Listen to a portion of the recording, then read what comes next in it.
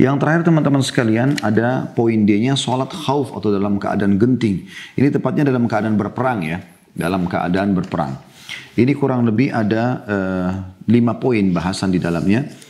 Yang pertama adalah ketentuan hukum syariatnya. Jadi kalau kita berhadapan sama musuh bagaimana sih kita sholat ya. Kita tidak bicara di sini kalau sudah lagi berkecamuk perang. Kalau sedang berkecamuk perang, kita sedang berhadapan sama musuh, lagi tangkis-tangkisan, lagi serang. Ini kita sholat sesuai dengan keadaan kita, walaupun cuma dengan isyarat mata. Karena kita nggak mungkin tinggalkan sholat gitu kan. Tapi kalau yang kita bicara sekarang di poin D ini, sholat khauf atau sholat dalam keadaan genting. Kalau musuh di sana, kita di sini. Gitu loh. Ya. Jadi di sini kita lihat keadaannya, musuh di sana, kita di sini. Dan kita masih ada space waktu lah untuk bisa sholat, maka lakukan sholat. Nah ini ada tata caranya. Poin pertama di bahasan sholat khauf adalah ketentuan hukum syariatnya. Sholat khauf disyariatkan berdasarkan firman Allah Subhanahu Wa Taala dalam surah An-Nisa ayat 102. Yang bunyinya a'udzubillahi minasyaitonirrajim wa idza kunta fihim fa aqamta lahumus sholata faltakum ta'ifatum minhum ma'aka wal ya'khudhu aslihatahum fa idza sajadu falyakunu min wara'ikum wal ta'ti ta'ifatun ukhra وَلْتَأْتِ طَائِفَةٌ أُخْرَى لَمْ يُصَلُّوا فَلْيُصَلُّوا مَعَكَ وَلْيَأْخُذُوا حِذْرَهُمْ وَأَسْلِحَتَهُمْ. Dan apabila kamu berada di tengah-tengah mereka atau para sahabatmu, hai Muhammad, lalu kamu hendak mendirikan solat bersama-sama mereka, maka hendaklah segolongan dari mereka solat bersamamu dan menyandang senjata. Kemudian apabila mereka yang solat bersamamu sujud dengan menyempurnakan 1 rakaat, maka hendaklah mereka pindah dari belakangmu untuk menghadapi musuh. Dan hendaklah datang golongan kedua yang belum sholat, maka sholatlah mereka bersamamu dan hendaklah mereka siap siaga dan menyandang senjata. Ini dasar hukumnya dulu. Kalau pernah terjadi, Nabi SAW sedang menghadapi musuh lalu beliau mau mengimami sholat dan ada tata caranya. Kita akan bahas sekarang di poin kedua di masalah sholat khauf, yaitu tata cara sholat khauf.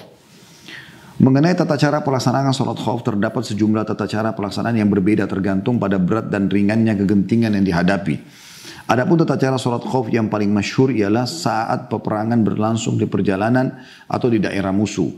Di mana pasukan tentara dibagi menjadi 2 kelompok. Satu kelompok berdiri menghadap ke arah musuh dan satu kelompok lagi membuat saf di belakang imam. Dan mereka sholat bersamanya 1 rakaat. Lalu imam tetap dalam keadaan berdiri. Sementara kelompok tersebut menyelesaikan sholat mereka 1 rakaat lagi. Lalu salam. Kemudian kelompok tersebut menggantikan posisi kelompok yang satunya lagi yang menghadap ke arah musuh. Lalu kelompok yang digantikan membuat saf dan sholat bersama imam 1 rakaat. Dan imam tetap dalam keadaan duduk setelah rakaat ini. Sedang kelompok tersebut menyelesaikan sholat mereka 1 rakaat lagi. Lalu imam salam bersama mereka. Jadi kalau musafir, ya, kayak kita keluar ekspansi ke wilayah musuh misalnya. Kemudian ada musuh depan nih, mereka belum menyerang. Seperti ada kesepakatan, belum saling serang. Mungkin lagi surat menyurat gitu. Masuk waktu sholat duhur. Kita kan jamak, karena kita musafir. Jamak qasar, duhur asar. Maka caranya adalah pasukan dibagi 2. Misal anggap 100 ya. 100 maka 50-50 atau 200 pasukan misalnya. 100-100 ya. 100 pasukan menghadap musuh. 100 pasukan bersama imam. 100 pasukan bersama imam. Nah pasukan yang sholat bersama imam, begitu selesai rakaat pertama gitu ya, mereka ikut bersama imam, mereka sholat menyelesaikan rakaat kedua sendirian. Sementara imam masih berdiri. Kemudian mereka salam, yang 100 orang ini keluar menghadap musuh, yang belum sholat masuk, sholat bersama imam. Nah imam mengimami mereka, imam sekarang sudah rakaat kedua, makmumnya rakaat pertama, yang 200 kedua ya, sholatlah mereka. Imam tentunya karena sudah sholat rakaat kedua, dia harus tahiyat. Dia duduk tahiyat, nah makmum berdiri melanjutkan rakaat kedua. Imam tidak salam dulu. Mereka menyelesaikan 1 rakaat yang tersisa dari mereka, lalu tahiyat sama imam, lalu salam bersama imam. Nah ini kalau orang sholatnya jamak qasar. Kata beliau dalil yang menjelaskan mengenai keterangan tata cara sholat khauf di atas adalah hadis Sahal bin Abi Hathma radhiyallahu anhu yang pernah melaksanakan bersama Rasulullah SAW. Seraya beliau berkata, Anna ta'ifatan saffat ma'an Nabi SAW wa ta'ifatun wijahal adu. Fasalla billati ma'ahu raka'ah. ثم ثبت قائما وأتموا لأنفسهم ثم انصرفوا وجاه العدو وجاءت الطائفة الأخرى فصلى بهم الركعة التي بكيت من صلاتي ثم ثبت جالسا وأتموا لأنفسهم ثم سلم بهم. Satu kelompok membuat barisan bersama Nabi SAW dan satu kelompok lagi berdiri menghadap ke arah musuh. Kemudian kelompok yang membuat barisan bersama Nabi SAW sholat bersama beliau 1 rakaat. Jadi tadi imam berdiri, masuk 100 orang pasukan dulu, kalau 200 pasukan ya. Sholat dulu bersama imam. Ya. Maka bersolat bersama Nabi SAW 1 rakaat. Dan beliau tetap berdiri. Ya. Sementara kelompok tersebut menyempurnakan sholat mereka. Jadi pada saat sudah sujud segala macam, rakaat berdiri Nabi SAW berdiri rakaat kedua. Nah, yang makmum membaca ayat, terus mereka ruku, sujud, selesaikan sholat mereka, salam. Nabi SAW masih berdiri di rakaat kedua. Datang kelompok kedua. Lalu mereka berpaling dan menghadap musuh dari kelompok pertama. Selanjutnya datang kelompok yang satu lagi. Lalu beliau sholat bersama mereka 1 rakaat. Imam sudah rakaat kedua. Makmum yang 100 kedua baru masuk. Dan mereka sholat bersama Nabi SAW 1 rakaat. Setelah tiba di tahiyat, Nabi SAW tiba karena Nabi sudah sholat rakaat kedua. Ya, mereka berdiri menyelesaikan 1 rakaat yang kurang. Lalu ikut tahiyat sama imam lalu salam bersama-sama. Ya, selanjutnya datang kelompok yang satu lagi, lalu beliau sholat bersama mereka 1 rakaat yang masih tersisa dari sholatnya. Dan beliau tetap duduk, sedang kelompok tersebut menyempurnakan sholat mereka, kemudian beliau salam bersama mereka. Hadis riwayat Muslim nomor 842. Poin ketiga dalam masalah sholat khauf adalah tata cara sholat khauf ketika peperangan terjadi di daerah sendiri. Tadi kan kalau kita musafir, sekarang kalau misalnya kota kita lagi diserang sama musuh, dan kita lagi berhadapan-hadapan sama musuh nih, gitu kan.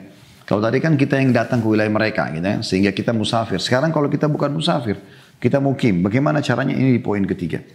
Kata beliau, jika peperangan berlangsung di daerah sendiri, di mana tidak dibolehkan mengqasar sholat, karena kita bukan musafir, hendaklah kelompok yang pertama mengerjakan sholat 2 rakaat bersama imam dan 2 rakaat lagi dikerjakan sendiri, sedang imam tetap berdiri. Selanjutnya kelompok kedua datang serta mengerjakan sholat bersama imam 2 rakaat dan imam tetap duduk.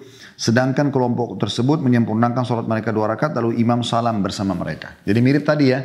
Cuma bedanya kan misalnya sholat duhur 4 rakaat nih. Bagaimana caranya mereka sholat? Misalnya 200 pasukan. 100 hadap musuh, 100-nya ikut sama imam sholat duhur. Karena mereka mukim bukan musafir. Mereka harus 4 rakaat duhurnya. Maka imam sholat bersama kelompok pertama sampai 2 rakaat. Setelah tahiyat pertama, imam berdiri ke rakaat ketiga. Makmum yang bersama beliau yang pertama juga berdiri rakaat ketiga, tapi mereka menyelesaikan sendiri 2 rakaat yang tersisa. Imam tetap berdiri di rakaat ketiga. Dia nggak boleh ruku dulu. Sampai makmum semua sudah salam, sudah selesai salam, ya, karena mereka selesaikan 2 rakaat yang tersisa. Datang kelompok kedua yang belum sholat sama sekali, sholat bersama imam. Mereka baru rakaat pertama, imam sudah rakaat ketiga. Lalu ikut berjamaah sama imam 2 rakaat, imamnya pas tahiyat terakhir, makmum kan baru 2 rakaat sekarang yang terakhir datang. Maka imam tidak salam dulu, membiarkan makmumnya menyelesaikan 2 rakaat yang tersisa, yang tertinggal. Kemudian mereka tahiyat sama imam, baru mereka salam bersama-sama. Yang keempat teman-teman sekalian, yaitu jika tidak memungkinkan membagi pasukan tentara karena peperangan sedang berkecamuk dan situasi sangat genting, apa yang dilakukan? Sudah terlanjur berkecamuk peperangan sebagaimana saya jelaskan tadi di awal ya. Jika kondisi peperangan berkecamuk dan situasi pun sangat genting sehingga tidak memungkinkan membagi pasukan tentara, maka hendaklah mereka sholat sendiri-sendiri dalam kondisi apapun. Baik sambil berjalan atau berkendaraan, baik menghadap kiblat atau arah lainnya. Dan mereka melakukan cukup dengan isyarat berdasarkan firman Allah Subhanahu wa taala dalam surah Al-Baqarah ayat 239, A'udzubillahi minasyaitonirrajim, fa in khiftum farijalan aw rukbana. Jika kalian dalam keadaan takut atau bahaya, maka sholatlah sambil berjalan atau berkendaraan. Juga sabda Nabi SAW, wa in kanu aktsara min dzalika falyusallu qiyaman wa rukbana.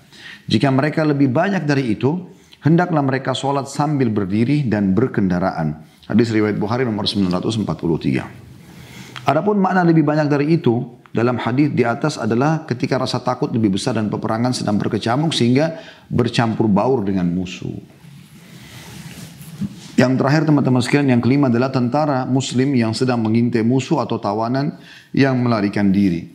Bagi tentara muslim yang sedang mengintai musuh, artinya jadi mata-mata ya, dan ia merasa takut akan kehilangan jejaknya atau ia dikejar musuh dan merasa takut akan tertangkap, Hendaklah ia sholat dalam kondisi apapun, baik sambil berjalan atau berkendaraan, baik menghadap kiblat ataupun arah lainnya. Begitu juga dengan orang yang mengkhawatirkan keselamatan dirinya, binatangnya, dan lain-lain. Hendaklah mereka sholat sebagaimana sholat dilakukan saat dalam kondisi bahaya dan genting, sesuai dengan keadaan pada saat itu. Sebagaimana hal ini telah disinyalir dalam firman Allah SWT dalam surah Al-Baqarah 239, fa in khiftum farijalan aw rukbana, jika kalian dalam keadaan takut atau bahaya maka sholatlah sambil berjalan atau berkendaraan. Abdullah bin Unais radhiyallahu anhu, ini sahabat yang pernah Nabi SAW ya utus secara khusus ya untuk membunuh seseorang kepala suku yang memang jahat ingin menyerang Madinah dan orang dalam kondisi kafir. Dikatakan Abdullah bin Unais radhiyallahu anhu melakukannya saat Rasulullah SAW mengutusnya untuk membunuh Al-Hudhali. Seraya berkata, maka aku melihatnya dan tibalah waktu sholat asar, lalu aku merasa khawatir akan terjadi peperangan atau tipu daya antara aku dengan Al-Hudhali yang akan mengakhirkan sholat. Maka aku berjalan sambil sholat dengan isyarat sambil tetap mengawasinya. Diriwayatkan Bukhari, Abu Daud dan juga Abu Daud. Ya. Juga dalam beberapa riwayat yang lain disebutkan bahwasanya ditanya oleh Nabi SAW bagaimana kau sholat, dia mengatakan dengan isyarat ya Rasulullah, dengan isyarat, jadi supaya dia tidak ketahuan kalau dia itu adalah orang muslim yang sedang masuk ke pasukan musuh.